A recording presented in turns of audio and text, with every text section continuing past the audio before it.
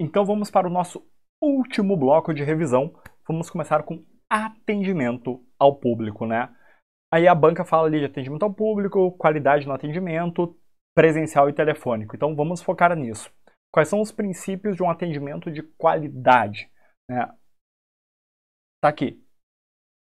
Foco no cliente, básico. Para ter qualidade no atendimento tem que ter foco no cliente. A gestão da qualidade, inclusive, moderna, ela tem foco no cliente. Logo, o atendimento de qualidade tem que ter isso. Então, foco no cliente é característica fundamental. Atender uma real necessidade desse cliente, desse usuário, e manter a qualidade ao longo do tempo. Então, princípios da qualidade de atendimento. Foco no cliente, atender uma real necessidade dele e manter a qualidade ao longo do tempo. Melhorar o serviço e por aí vai, melhoria contínua. Tem outros princípios? Tem, a gente viu em aula vários deles. Mas a ideia básica é essa, o foco é esse. Componentes do atendimento. Bom, o que faz parte do atendimento? Né? Quais são os componentes de um atendimento? Bom, duas figuras são básicas, que é o cliente e o atendente. Cliente é qualquer pessoa física ou jurídica que usa os produtos da empresa. É o cliente. Atendente. E aqui vem uma questão importante. Atendente, segundo os autores usados pela banca, atendente é qualquer pessoa que potencialmente tenha relacionamento com o público. Então, se a banca disser assim, ó, atendente é apenas o pessoal do setor de vendas e o pessoal que atende no balcão. Errado. Atendente é qualquer pessoa que potencialmente tenha contato com o cliente. Então pode ser o estagiário, pode ser o presidente da empresa, todos eles têm que ter noção de atendimento, porque são atendentes em potencial. Cliente atendente, que tem que seguir normas, regras, regulamentos para atender, tem que seguir procedimentos, passo a passo, processos de trabalho, tem que ter elementos que possam fazer consulta, né? Ah, estou aqui atendendo e surgiu uma dúvida. O que eu vou consultar? É um sistema? É um manual? Então, elemento de consulta. E as instalações, o local onde o atendimento é prestado, que, com o princípio da qualidade, tem que ser um local limpo, bem organizado e por aí vai. Então, esses são os componentes básicos do atendimento. Atendimento pessoal. Bom, pessoal é o cara a cara. Né? Então vai ser a pessoa que vai pessoalmente lá ser atendida. E aí os autores que a banca usa, e é importante, eu vou falar toda hora isso, né? Eu falei na aula também, né? Os autores que a banca usa, por quê? Foco na banca. Se fosse outra banca, eu estaria usando outros autores. Esse aqui são autores que essa banca usa. Então, o que eles dizem? A típica frase sensacionalista que essa banca olha no livro, copia e cola. É essa aqui.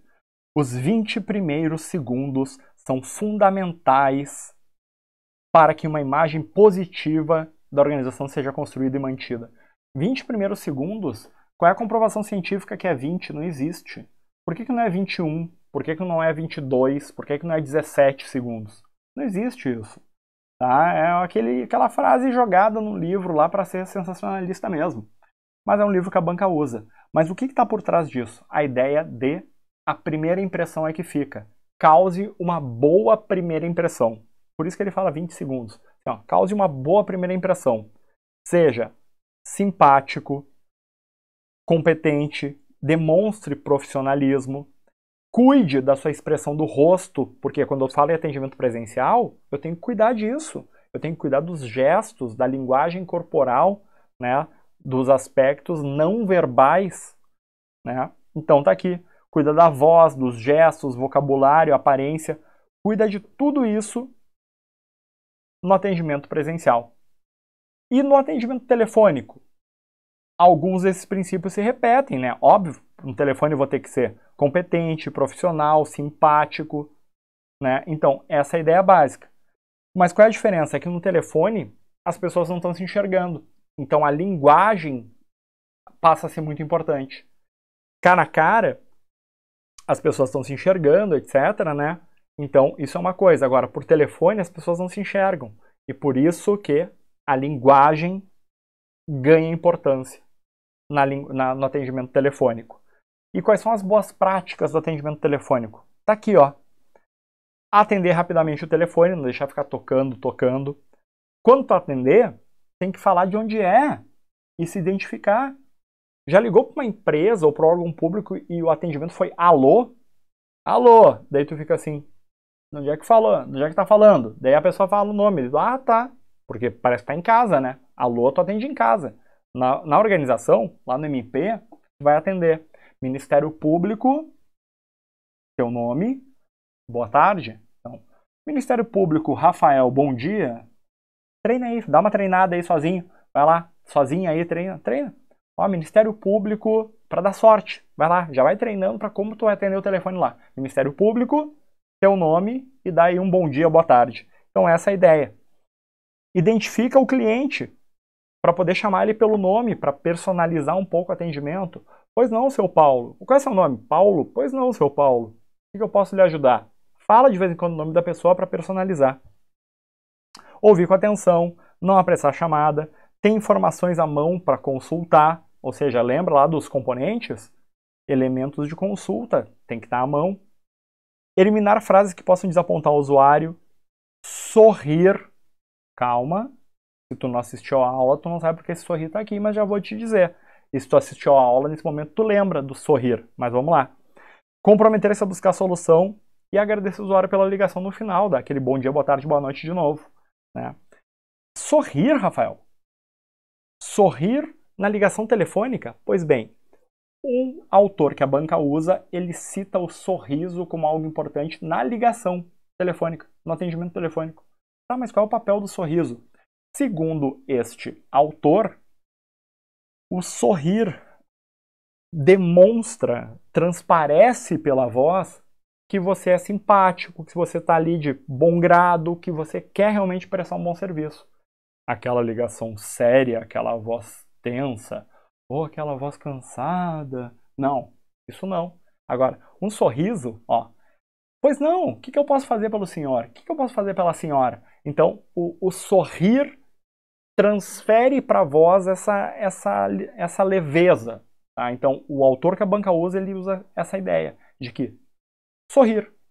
Na ligação telefônica, sim, no atendimento telefônico, sorrir, porque o sorrir muda o tom de voz, muda o jeito que a voz passa e a pessoa percebe. Então, se aparecer sorrir na prova como coisa importante no atendimento telefônico, pode marcar, porque é um dos autores que a banca usa. Bom, com isso encerramos aí a revisão de atendimento, tópicos básicos. Agora entramos em administração de materiais, patrimônio e logística.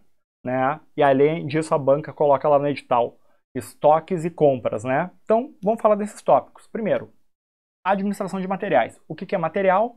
Material, todo bem que tem, ó, matéria, tem um corpo físico, ó, meu telefone aqui, ó, é um material, ele tem matéria, tem um corpo físico, então material tem matéria.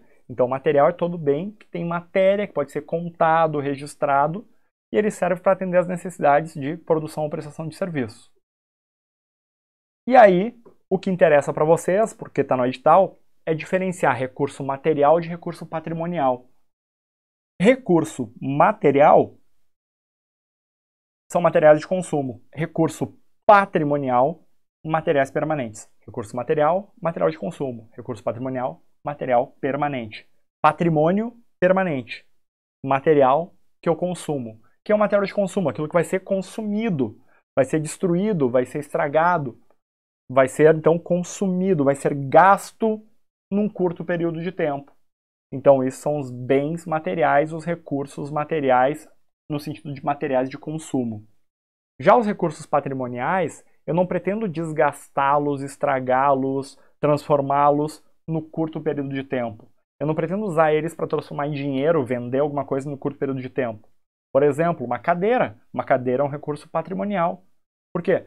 Porque ele tem essa característica mais permanente. Então, exemplos, instalações, máquinas, equipamentos, veículos, tudo isso são recursos patrimoniais, porque tem natureza permanente. Vamos lá? Além disso, o que a administração de materiais faz? Ela cuida da coordenação da movimentação de suprimentos com as exigências da operação. Então, aquela ideia básica. Para que eu tenho materiais na minha empresa? Para produzir. Então tem que coordenar a necessidade de produção com o suprimento de materiais. Por quê? Se eu preciso só de 10 peças, eu não, nesse mês, eu preciso só de 10 peças de um certo material nesse mês. Só 10. Para que eu tenho 300 em estoque? Não, é desperdício. Eu vou usar só 10 esse mês e o fornecedor vem todo mês, 300 em estoque, opa, tem um exagero aí. Ou então, só tem 6 em estoque, opa, tá faltando. Então, o segredo da administração de materiais é fazer essa coordenação, esse casamento entre necessidade de produção e o suprimento de materiais, não deixando nem sobrar, nem faltar. E aí vem aquela frase bonita. A ideia da administração de materiais é justamente prover o material certo, no local certo, no instante certo, em condição de uso, ao menor custo possível. Essa é a ideia básica. E por trás disso está justamente o casar necessidade de material com os materiais que eu vou ter ali na minha empresa. Então, o objetivo central é produto certo, no local certo, etc. Então, isso se chama maximizar o uso dos recursos. Usar ao máximo dos recursos, evitar desperdício de recursos.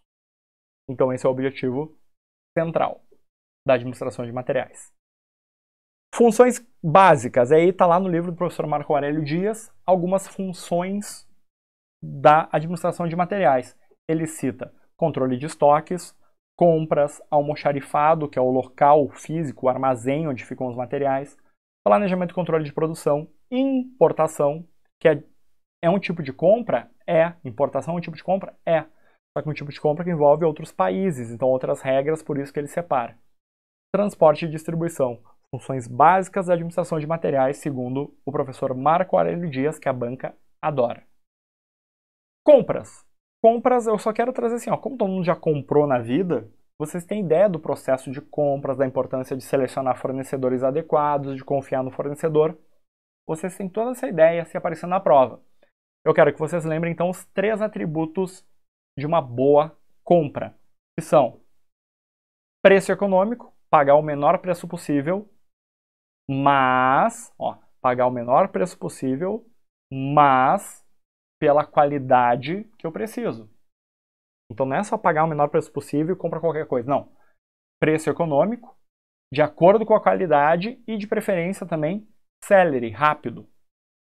Quando você pede uma pizza, você vai pedir uma pizza numa pizzaria boa, tentando conseguir um preço bom e que eles entreguem rápido. Então são atributos de uma boa compra. Estoques. O que é estoque? Está dentro da administração de materiais. Estoque é aquela quantidade de materiais que vai ser guardado, armazenado, estocado para o uso oportuno. Então, quando eu vou precisar, está lá no estoque, pega do estoque e produz. Então, o estoque é aquele material armazenado para um uso oportuno, esperando o momento de ser usado. Qual é o problema? Estoque é dinheiro parado. Eu compro um estoque de canetas para usar. Estoque é dinheiro parado. Só vai deixar de ser dinheiro parado quando estiver usando aquilo. Então, se eu tiver demais no estoque, vai demorar muito para girar esse estoque, para ser consumido ele. Isso é um problema. Então, problemas de estoque. Custo, os objetivos do estoque, ou seja, para que eu armazenei isso? Sabe quando tu abre teu armário de roupa e tem aquela roupa assim, que tu olha assim, tu nem lembra a última vez que tu usou, tu pensa assim, nossa, por que eu comprei isso que eu quase nunca uso? Né? Então, tá aí. Objetivo, por que eu vou armazenar esse material? Precisa mesmo? Então é um problema. Definir o que precisa ser armazenado. E outro problema é a previsão de incerteza, ou seja, calcular a demanda por esse material. A demanda é a base para todo o cálculo de dimensionamento de estoque. Se eu acho que eu vou ter uma demanda grande, eu tenho que estocar mais. Se eu acho que vou ter uma demanda pequena, eu vou estocar menos. Então são os 3 problemas clássicos. O custo do estoque, o objetivo do estoque e a previsão de incertezas. Por quê? Porque a ideia é justamente manter um equilíbrio entre os custos, os objetivos e o que vai ser consumido. Como diz aqui embaixo, manter o equilíbrio entre capital investido, disponibilidade de estoque, custos e demanda. Então, não deixar sobrar demais, nem deixar faltar. Tentar conseguir um equilíbrio entre tudo isso. Vamos adiante. Por que manter estoque se estoque é dinheiro parado? Bom, já que estoque é dinheiro parado, então eu vou me livrar disso, não preciso de estoque. Opa, não é assim que funciona. Por que eu mantenho estoque, já que estoque é dinheiro parado? Quando isso é vantajoso para mim. Por exemplo, para enfrentar oscilações de demanda. Vai chegar a Páscoa. Eu sei que no meu supermercado vai vender mais chocolate. Então, se eu sou o dono do supermercado, o que eu faço? Estoco chocolate para não deixar faltar. Oscilação de demanda. Oscilação de mercado quanto a preço. E se eu deixar para comprar chocolate em cima da hora, o preço vai subir. Se eu deixo para comprar presentes perto do Dia dos Pais, o preço de tudo aumenta na internet, né? Então, eu compro antes porque eu acho que o preço vai subir. E não deixa de ser uma compra para investimento. A diferença da compra para investimento é que eu estou comprando realmente para investir e revender depois. Tá? Então, oscilação de demanda, para isso que eu tenho em estoque. Oscilação quanto a preço, para isso que eu armazeno previamente. Atraso do fornecedor. Né? Ah, meu fornecedor sempre atrasa 1 ou 2 dias. Bom, eu tenho que ter um estoque para trabalhar nesses 2 dias, não posso ficar dependendo dele. E economia de escala. Economia de escala é economia de comprar em escala. Como assim? Quando você vai numa loja e diz lá, uma camiseta R$50, 2 camisetas por 90, 3 camisetas por 120. O que acaba de acontecer? Quanto mais você comprar, quanto maior a escala de compras, quanto mais você comprar, maior o desconto individual. Uma por 50, 2 por 90, ou seja, já está saindo 45 cada uma. 3 por 120, ou seja, já está saindo 40 cada uma. Então essa é a economia de escala. Às vezes vale a pena eu comprar uma grande quantidade e estocar, desde que isso represente uma economia. Conseguir um descontão do fornecedor. E o custo que eu tenho para armazenar no estoque está ok. Não vai estourar. Essa é a ideia. E aí, alguns conceitos importantes da gestão de estoques que nos interessam. Quais são esses conceitos? Vamos lá. Estoque mínimo. A menor quantidade que eu armazeno, que eu deixo lá guardadinha, reservada, a menor quantidade que eu deixo lá reservada como segurança. Segurança para quê? Para imprevistos. Então, por isso que o estoque mínimo também é conhecido como estoque de segurança. Aquela pequena quantidade que eu deixo lá em estoque para atender imprevistos. A ideia do estoque mínimo é não deixar o estoque zerar. Tempo de ressuprimento. O tempo entre o pedido e a chegada do produto. Já ligou para uma pizzaria? Liguei, pedi, desliguei. Quanto tempo demorou para chegar? É o tempo de ressuprimento. Ponto de pedido. Uma quantidade de materiais que, ao ser atingida aquela quantidade no meu estoque, isso vai disparar um pedido. Ponto de pedido é uma quantidade de materiais. Quando o meu estoque chegar naquela quantidade, eu tenho que fazer uma nova compra. Como assim? Teu armário.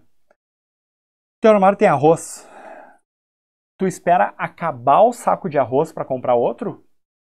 Ou quando ele está mais ou menos um quarto, assim, um saco de arroz, tu sabe, opa, tá em um quarto, tá quase acabando, já vou comprar outro. Pois bem, esse arroz ali, quando está um quarto do saco, é o teu ponto de pedido. Toda vez que ele chega nesse ponto, você vai comprar. Tu não espera acabar.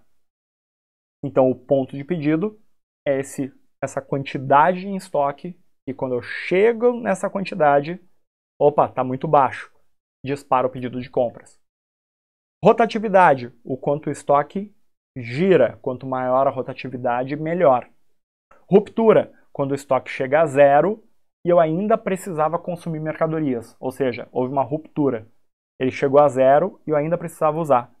Então, ruptura mostra a importância do tal do estoque mínimo. O estoque mínimo ele busca evitar rupturas de estoque. Lote econômico de compras. Olha o nome disso. O lote, a quantidade de materiais que eu vou comprar e que vai ser econômico, que vai minimizar o custo total em estoque. Lote econômico de compras. O lote é a quantidade de materiais que eu tenho que comprar para ser econômico, para minimizar o custo total de estoques. Tá? Então essa é a ideia do lote econômico de compras. Se eu comprar de menos, o custo é caro. Se eu comprar de mais, o custo é caro. mas tem uma quantidade ali que se eu pedir, essa quantidade me gera um custo mínimo, um custo total mínimo. Então esse é o chamado lote econômico de compras. Logística. Pois bem, a logística, ela cuida do fluxo de materiais. Ela é uma visão ampliada da administração de materiais. Então, logística é uma visão ampliada da administração de materiais. Como assim? A administração de materiais faz parte da logística. É um pedaço da logística. Logística é um conceito mais amplo. Tão amplo que tem esse conceito aqui, que está lá no livro do professor Ronald Ballou, que ele fala o seguinte, que a logística trata da movimentação e armazenagem que facilitam o fluxo de produtos. Então, ó, a logística, na verdade, cuida do fluxo de materiais. Fluxo de materiais completo, desde o fornecedor até o consumo final. Então, a logística ela cuida de todo o fluxo de materiais, desde o fornecedor até o ponto de consumo final. Fechou? Logística cuida da movimentação e armazenagem, todo o fluxo, desde o ponto de aquisição até o ponto de consumo final. Todo ele, tudo isso é logística. Mas não só o fluxo de materiais, também o fluxo de informações relativas a esses materiais. Então a logística cuida do fluxo de materiais e do fluxo das informações relativas a esses materiais. Se o material saiu, que quantidade saiu, que hora saiu. Então a logística cuida dessas informações também. Tá? Desde o ponto de aquisição até o ponto de consumo final. Para quê? Por que a logística cuida disso? Para gerar um bom nível de serviço. O que é um bom nível de serviço? É atender às necessidades e aos critérios do cliente. Eu espero receber uma pizza em no máximo meia hora. Esse é o meu nível de serviço. Então, se vira para cumprir. Então, fluxo de materiais, já falei para vocês, né? Fluxo de produtos, de materiais e fluxos de informação, desde o ponto de aquisição até o ponto de consumo final, que é o cliente, tá? Buscando um bom nível de serviço e um menor custo possível. Sempre a gente vai buscar o menor custo possível, mas não de qualquer jeito, de acordo com critérios de qualidade. Vamos lá. Resumindo, então, logística é uma visão ampliada da administração de recursos materiais. A administração de recursos materiais é uma parte da logística, mas a logística é maior. A logística cuida do fluxo completo, do início ao fim. E quando a gente fala em fluxo completo, início ao fim, essas características, isso remete à chamada logística integrada. A logística integrada, ela busca integração, né, com a rede logística, as informações do processamento de pedidos, o transporte, o estoque e armazenagem e manuseio de materiais e embalagem. Então, a logística integrada cuida do projeto da rede logística. O projeto da rede logística é onde estarão os nossos depósitos, onde estarão os nossos centros de distribuição. Então, essa distribuição geográfica é o projeto da rede logística. A rede, né, os diferentes pontos. A ideia da rede é tipo uma teia de aranha, né, vai para lá, vai para lá. Então, essa é a rede logística. Informações, que é o processamento de pedido, né? Sem processamento de pedido, sem pedido de cliente, não tem logística. A logística ela se baseia em cliente pedindo coisa. Então, sem pedido não tem logística. Então, é o pedido, o processamento de pedido que gera toda a informação que dá origem ao processo. Transportes. Transporte é um custo logístico gigantesco. Então, que modal de transporte eu vou usar? Vai ser ferroviário, vai ser rodoviário, vai ser hidroviário. Então, tá aí. Estoque. O quanto eu vou manter de estoque? O que eu vou manter de estoque? E armazenagem, manuseio e embalagem. tá? Que é uma prévia aí para eu embalo, eu manuseio, para depois transportar e levar por aí. 5 áreas, então, da chamada logística integrada. E a última coisa que eu quero falar para você sobre logística é isso aqui. Diferenciar atividades primárias de atividades de apoio. Como assim, Rafael? A logística ela tem 3 atividades primárias. E essas 3 atividades são primárias porque ou elas têm um maior custo logístico, ou seja, caríssimo, então a importância delas é muito financeira, que é transporte e manutenção de estoques. São as 2 atividades que são primárias, né? E são caríssimas. Estoque é caríssimo, transporte é caríssimo. Então são atividades primárias da logística por causa do custo delas. E tem uma outra que é o processamento de pedido, que ela não é cara, mas ela é fundamental. Sem processar pedido do cliente, eu não tenho logística, eu não tenho empresa, não tenho nada funcionando. Então, essas são as 3 primárias.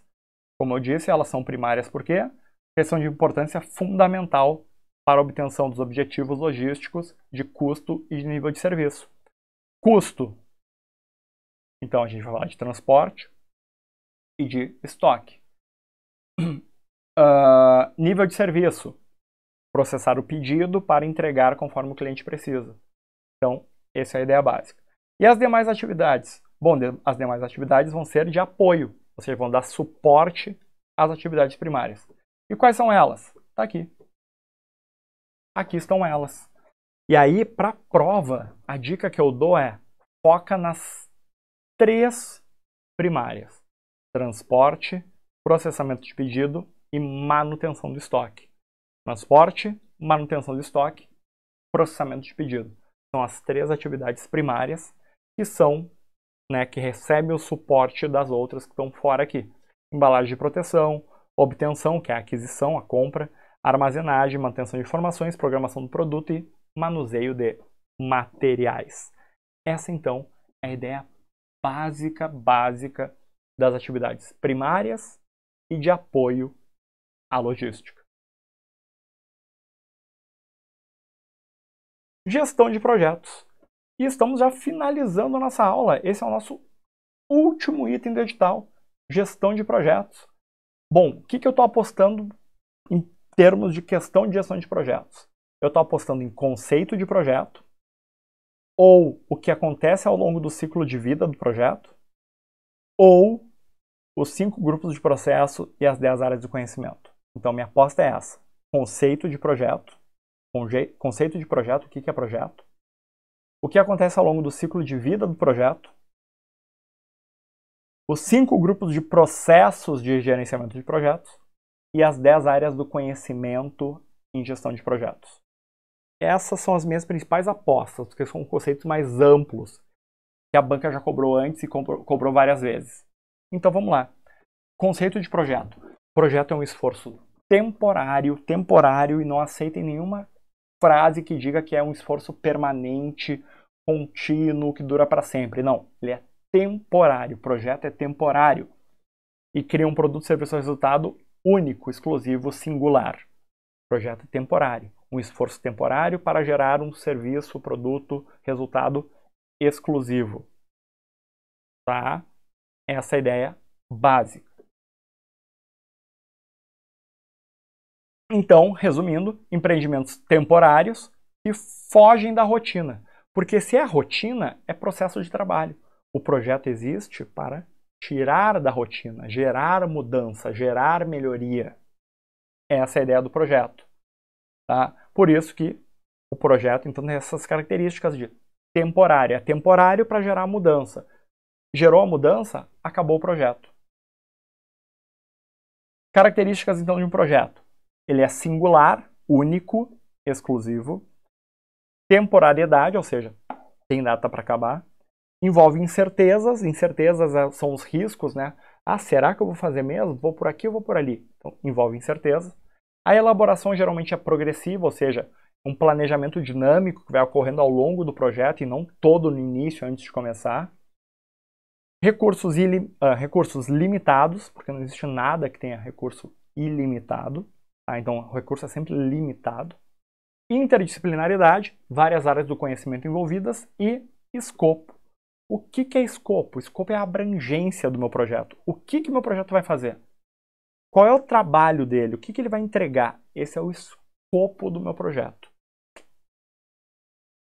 E, além de tudo isso, o que acontece ao longo do ciclo de vida.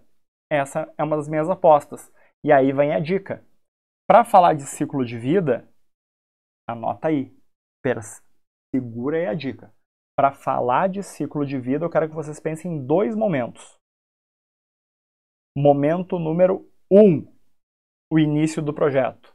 Momento número 2, o encerramento do projeto. Qual é a diferença entre eles? No início do projeto, é tudo muito ideia. Ah, eu estou pensando, vou construir uma casa. Quantos andares vai ter? Quantos quartos vai ter? Vai ter piscina? Então tudo isso é o início, é o mundo das ideias. E aí eu pergunto, quando você está pensando, matutando sobre o projeto, qual é o custo disso?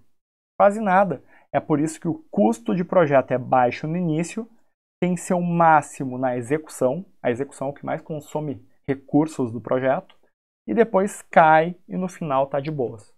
Então, esse aqui é o gráfico do uso de recursos e pessoas, que tem seu máximo, seu pico de uso de recursos e pessoas na execução. Pois bem, riscos, né, incertezas e influência das partes interessadas. Por que tem esse desenho aqui? Por que é alto no início e baixo no fim? Vamos lá. Risco e incerteza. Estou começando a pensar, vou construir uma casa. Não vou comprar um apartamento. Como é que será que vai ser? É cheio de incertezas. Agora, na medida que o projeto vai ficando pronto, e aí vamos lembrar do último dia, a casa está pronta, o arquiteto vai te entregar a chave, pronto, pode morar. Pergunto qual é a incerteza aqui quando está tudo pronto. Bem mais baixa do que lá no início. Eu nem sabia o que eu queria direito. Então, risco e incerteza é mais alto no início. A influência dos palpiteiros, stakeholders aqui eu chamo de palpiteiro, né? A tua sogra que quer um quarto bem localizado que pegue sol para não ficar com friagem, com pneumonia. O teu primo, aquele que tá dando palpite para colocar piscina porque ele quer ir alugar a tua casa lá. Ou quando tu sair ele quer fazer festa usando a piscina. Né? Então, a influência dos stakeholders é alta no início. O que eles falam é capaz de modificar o projeto muito mais lá no início. Faz piscina. Boa ideia, eu vou fazer. Então, no final, quando está tudo pronto, adianta ficar dando palpite? Não. Por isso que risco, incerteza e influência dos stakeholders cai ao longo do projeto. Tem que decorar isso, Rafael. Meu Deus, como é que eu vou decorar isso? Não precisa decorar. Já falei. Pensa no primeiro dia, ideias. Ou seja, tudo muito arriscado. Qualquer um pode te influenciar. Então, tudo é alto aqui. No último dia do projeto está tudo pronto. Ou seja, qual é a incerteza disso? Quase nula. Qual é o grau de influência dos palpiteiros em modificar o projeto? Quando está tudo pronto? De jeito nenhum, muito baixo. Então, por isso que cai. O que sobe ao longo do ciclo de vida do projeto? É o custo de mudança. Quanto custa mudar um projeto lá no início? É praticamente mudar de ideia, não custa nada. Lá no fim, está tudo pronto. E aí eu tenho que fazer um quarto novo. Uma parede ficou errada, eu tenho que refazer. O custo disso é enorme quando está no fim do projeto. Certo? E aqui. O que é a gestão de projetos? É aplicar conhecimentos, habilidades e ferramentas para cumprir os requisitos do projeto, atender aquilo que o projeto se propõe, entregar o escopo do projeto, aquilo que foi previsto, planejado. Tá? Então, basicamente, é tomar decisões que envolvem os recursos do projeto para realizar atividades temporárias, porque o projeto é temporário, para fornecer um resultado. E aí, um autor chamado Maximiano, que é um autor que a banca ama, ele fala que a gestão de projetos ela é dividida em 2 processos básicos. Ou eu estou planejando ou eu estou executando. E, na verdade, esses 2 até podem se desdobrar em mais. Mas a ideia básica é esses 2. Planejamento e execução. Ou eu estou planejando o projeto ou eu estou executando. Tá, e se eu faço um diagnóstico? Tem a ideia de planejamento, feito antes. Tá? E se eu controlo? Tá, durante a execução, estou controlando. Então, dois processos básicos, segundo o Maximiano, são planejamento e execução. Mas eles podem se subdividir em outros, que é o caso do guia PMBOK. Lembra da aula do PMBOK? O guia PMBOK não fala em dois processos básicos, ele fala em 5. Quais são esses 5 processos? Os 5, na verdade, grupos de processos para gerenciar um projeto. Isso mesmo. Processos usados para gerenciar projetos. Quais são os 5 grupos de processos usados para gerenciar projetos? Um projeto, ele inicia e encerra. Ele é temporário, né? Então, ele inicia e encerra. Grupo de processo de iniciação, grupo de processo de encerramento. Então, todo o projeto inicia e encerra. Entendido isso? Fechou? E no meio do caminho, o que eu faço? Planejo, executo e controlo. Pronto. Matamos a charada. Então, quais são os 5 grupos de processos de gerenciamento de projetos? Os 5 grupos de processos de gerenciamento de projetos. Iniciação, todo projeto tem que começar. Encerramento, ele é temporário, todo projeto tem que acabar. E no meio do caminho? Planejo, executo e controlo. Ou monitorar e controlar, que é o nome do guia que está lá no PMBOK. Então, esses são os 5 grupos de processos usados para gerenciar projetos. Inicio, planejo, executo, controlo e encerro o projeto. São 5 grupos. E, para finalizar, as 10 áreas do conhecimento. Quais são as 10 áreas do conhecimento em gerenciamento de projetos? O gerenciamento de projetos ele é multidisciplinar, tanto que tem 10 áreas do conhecimento. Comunicação, recursos, né, que na versão mais atual do guia PMBOK é recursos humanos. Aliás, desculpa, ao contrário. Na versão mais atual é apenas recursos, na versão mais antiga era recursos humanos. Tá? Então, comunicação. Rafael, que história é essa de versão mais atual e antiga? O PMBOK está atualmente na versão 6. Mas nos últimos 2 anos, quando eu mapeei as questões, eu descobri que a banca tinha usado a versão 5 e 4, que tem umas diferenças. Tá? A principal é essa, que na versão atual, que é a versão 6 do guia PMBOK, recursos são recursos humanos. Tá? Recursos às pessoas. Tá? Então, tá aí. Então, comunicação, recursos, tá? Integração, custos, tempo, partes interessadas, risco, escopo, qualidade e aquisições. Não, peraí. O que eu acabei de dizer agora não... Eu falei que recursos é a versão mais atual ou que recursos humanos é a versão mais atual? Na verdade, é o... Vamos voltar a essa frase, que agora eu não percebi o que eu falei. Eu acho que eu confundi a frase. Vamos explicar isso direito. Vamos lá.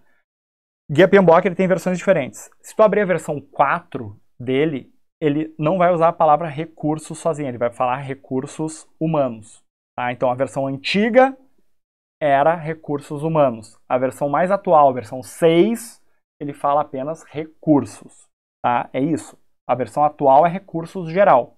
A versão antiga era foco em recursos humanos.